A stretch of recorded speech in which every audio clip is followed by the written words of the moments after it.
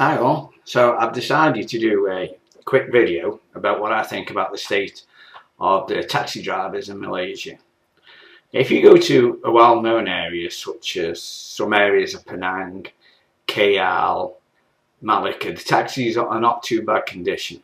Now, once you go to the outskirts of the towns, to the not so much tourist areas, like Butterworth, Klang, and some other places, PJ,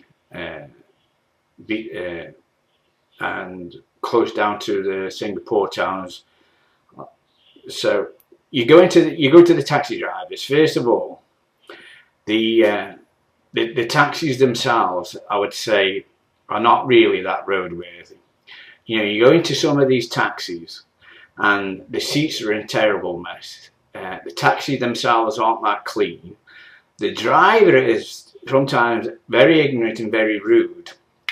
Like a couple of occasions, we were at the train station in Klang waiting for a taxi, and if it's an high traffic volume on the roads at certain times of the day, and you ask them to take you to the hotel you're staying at, and they'll refuse. They say the traffic's too bad, don't want to go.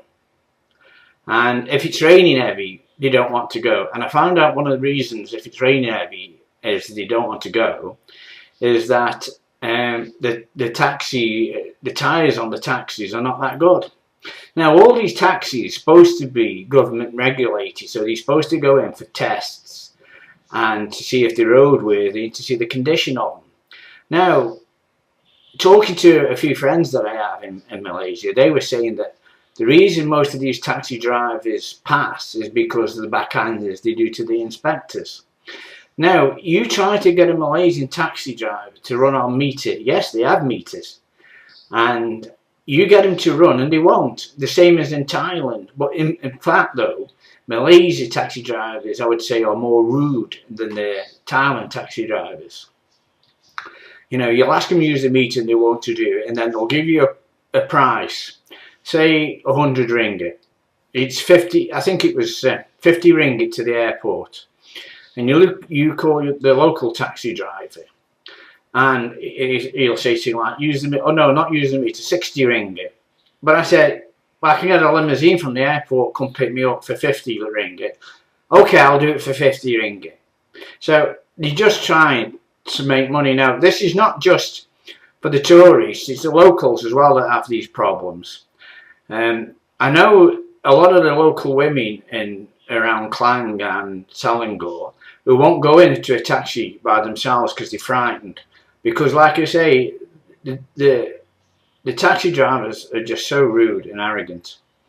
There's one case that we asked to go to an hotel, and we've done the taxi about 4 or 5 times, and it was around 15 to 20 ringgit. It wasn't much, but this one wanted 50 ringgit. I said, why do you want 50 ringgit? He said, we normally pay 20. He said, no, 50. I said, no, I'm not paying 50. You can do what you want. So I went into the hotel to the front desk there, and they had a word with the taxi driver, and we ended up paying the 20.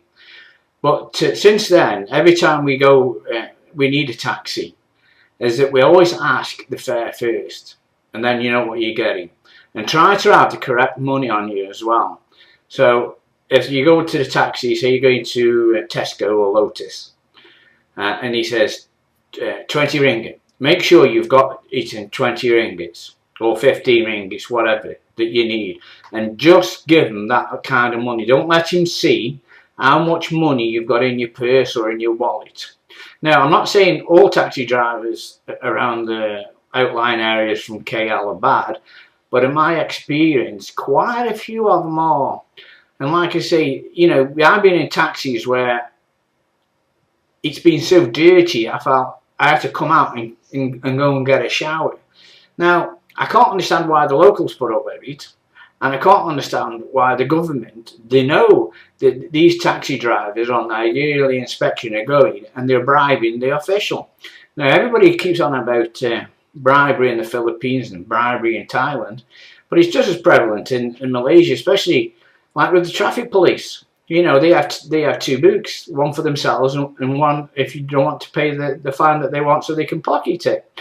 So you know, it's a bit rough. So it's about time Malaysia changed, because they were voted the worst condition and the rudest drivers in Asia at one time. I don't know if they still are or not, but last time I checked on the worst taxis around the world, Malaysia was one of them, and I can understand why. They just, I don't know. It's just a shame that they have to be that way, because, like you know, usually what I do now is that if I get a card with a taxi driver with his contact number, so if I find a good taxi driver and the car's pretty good, I try to call him and to get him to, you know, pick us up and drop us off, so you use the same one, and that works out a bit better. Like I say, it can be very hard to get a decent taxi driver, especially in like I say, Klang, the Selangor. Some of them are just damn right so terrible.